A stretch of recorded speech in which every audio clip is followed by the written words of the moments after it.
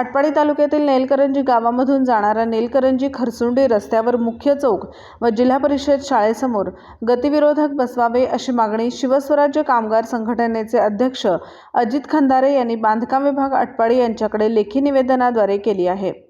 नेलकरंजी ते खरसुंडी रस्त्यावर सध्या मोठी वर्दळ असते। या रस्त्यावरून वाहने अतिशय तेज गतीने जातात।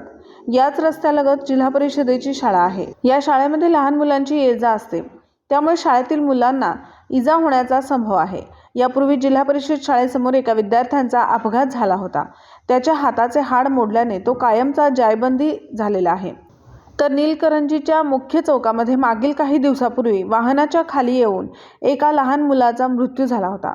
या घटना पाहता पुढील काळामध्ये मोठी दुर्घटना होऊ नये म्हणून नेलकरंजीच्या मुख्य चौकात आणि जिल्हा परिषदेच्या शाळेसमोर गतिविरोधक बसवावे अशी मागणी करण्यात आली आहे।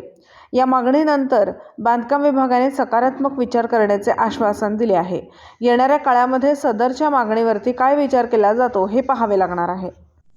नेलकरंजीमध्ये अपघाताचे प्रमाण वाढत आहे। नेलकरंजी चौकामध्ये तसेच शाळेच्या समोर बरेच अपघात झालेले आहेत।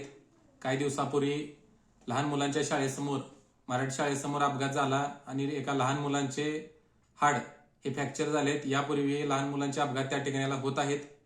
तसेच नेलकरंजीच्या स्टँडवरती वरील चौकामध्ये काही दिवसापूर्वी एक गाडीस्वार जात असताना त्या ठिकाणी अपघात झाला। त्याच्या हातातील लहान मूल त्या ठिकाणी पडले आणि ते मरण पावले। अशा पद्धतीने जर वारंवार घटना घडत असतील तर याला कुठंतरी थांबवणं गरजेचं आहे। जर लोक कायदा पाळत नसतील, जर गाडी जास्त वेगाने जात असेल तर त्या ठिकाणाला गाडी हळुवारपणे जाण्यासाठी स्पीड ब्रेकर बसवणे अत्यंत महत्त्वाचे आहे।